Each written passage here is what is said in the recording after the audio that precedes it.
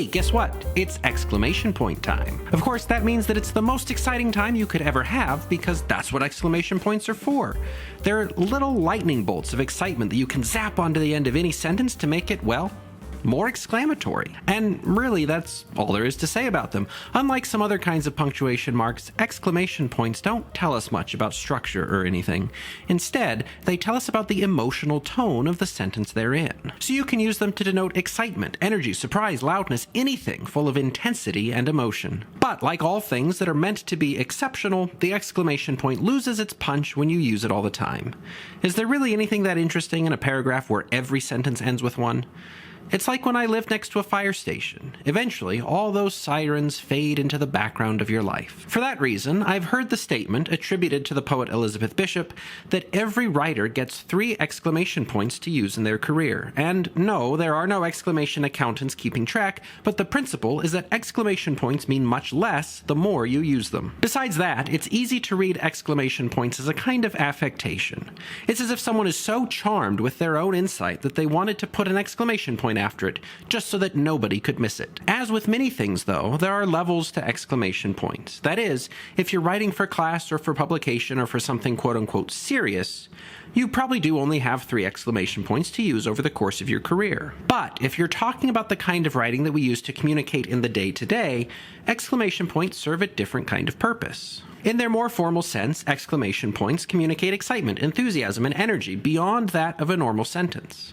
A sentence that ends with a period is just saying a thing, simple as that. However, in something like an email or a text message, an exclamation point serves less to say, "Look how impressive and surprising my brilliant insight is," and more to say something like, "Look how enthusiastic I am about interacting with you."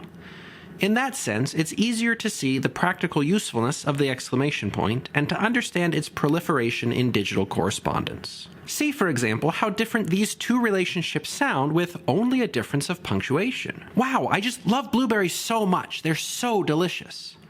"I know," versus, "Wow, I just love blueberries so much. They're so delicious."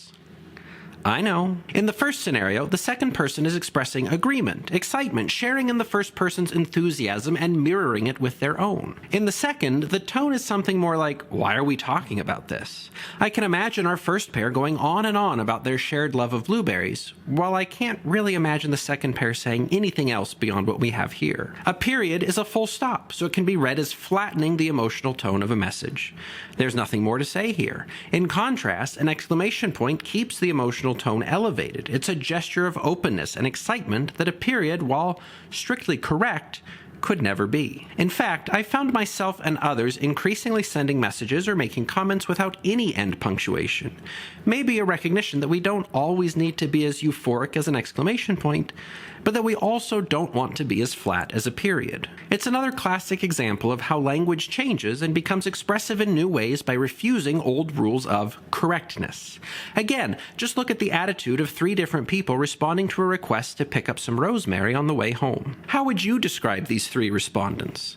Whether they intend it or not, I find the first to be happy to run the errand, the second to be pleasantly neutral, and the third to be put out by it. With a period, it's as if they're saying, "I'll do it, but I'm not happy about it and I don't want to talk about it." And it all comes down to a difference in punctuation. So consider your context and the tone you're trying to convey. If you're doing more formalized writing, it's worth being as restrained as possible with your exclamations.